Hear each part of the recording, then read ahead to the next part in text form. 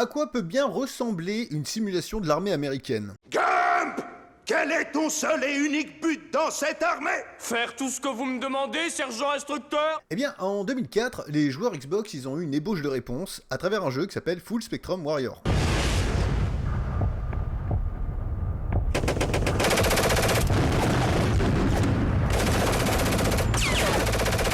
Et attention, on parle pas ici de bourrinage. Non, là, on vous met à la place d'un militaire qui pense. Putain, c'est la première fois que je vais faire la guerre en étant obligé de viser, moi. À l'origine, programme d'entraînement payé avec l'argent du contribuable visant à apprendre aux recrues le MOUNT, en français, les fondamentaux du feu et de la manœuvre en milieu urbain, n'avait pas pour vocation à être entre les mains du grand public. Les programmes militaires pour former de jeunes recrues, ça existe depuis pas mal de temps, mais les résultats étaient plutôt médiocres. Et Oncle Sam s'est dit, c'est le 21e siècle, ce serait pas trop mal d'utiliser la puissance des consoles. Alors dans un premier temps, Sony va refuser, parce que la PlayStation n'a pas le droit d'être utilisée à des fins militaires. Par contre, chez Microsoft, autant vous dire que ça ne va pas poser de problème. En plus, il y a un disque dur, donc on peut enregistrer et analyser après coup les performances des soldats. La Xbox est désignée comme mère porteuse et Pandémique comme donneur. Alors Full Spectrum Warriors, à l'origine, il devait prendre place dans des villages et des villes d'Europe de l'Est. La guerre du Kosovo n'était pas très loin, mais après le 11 septembre et la décision de l'armée d'envahir l'Irak... On va péter la gueule à Saddam et aux civils juste parce qu'on est les plus forts in the Gulf. Ouais, ça résume mais c'est pas sexy, hein. L'esthétique du jeu fut adaptée. L'objectif c'était que les soldats puissent se familiariser avec le terrain et s'entraîner. Bon, pour contexte, bienvenue au Zekistan, messieurs. Votre mission sera de bouter le dictateur du coin qui héberge des terroristes d'Al-Qaïda et procède à un nettoyage ethnique. Monté comme un film patriotique et bien kitsch, l'intro vous présente vos frères d'armes à la manière quasi parodique, mais malgré eux en fait. Par exemple, le lieutenant David Homer Phillips, qui vit, mange et respire pour l'armée, et qui a lu l'Iliade 38 fois. Ça me fait une belle jambe en termes d'information. Ou encore le caporal André, qui aime bouffer, les femmes et boire, et dans cet ordre. Le genre de mec qu'on peut retrouver au camping du Cap d'Agde à danser devant du Patrick Sébastien. Après une longue cinématique présentant la bande à teuteux et un accrochage avec l'ennemi, on peut enfin rentrer dans le vif du sujet. Le jeu est une variante de RTS, TPS, il ressemble à rien qu'on connaisse à l'époque.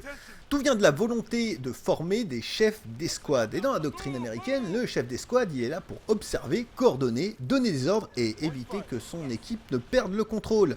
Si ce dernier tire, il perd son rôle d'observateur et donc... eh bien, il échoue. Donc c'est à vous de coordonner les deux groupes de 4 hommes qui sont sous vos ordres. Chacun a ses spécialités, du grenadier au mitrailleur lourde, en passant par le scout.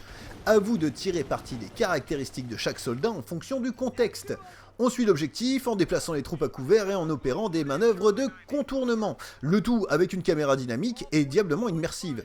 Les ennemis ne sont évidemment pas des prix Nobel au niveau IA, mais traverser une route à découvert sans ordonner un tir de couverture peut se révéler fatal pour vos coéquipiers. Un ennemi à couvert d'ailleurs ne pourra jamais être neutralisé de face, et vous serez obligé de le contourner avec la seconde équipe. En réalité, vous passez votre temps à jongler entre deux équipes de position de couverture en position de couverture, en cherchant la plus stratégique. Il faudra faire son rapport, qui fera office de point de sauvegarde, mais également ne laisser aucun homme sur le sol. Si un de vos hommes est blessé durant l'action, vous devrez le faire porter par un de vos camarades et l'amener à l'infirmerie. Et oui, on n'abandonne pas les hommes comme ça dans l'armée américaine. Il faut que j'en retrouve mon bas.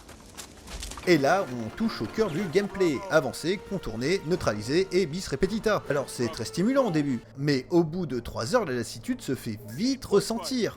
Pas de contrôle de véhicule, pas de variété, ça ce sera pour la suite. Full Spectrum Warriors, il tourne vite en rond.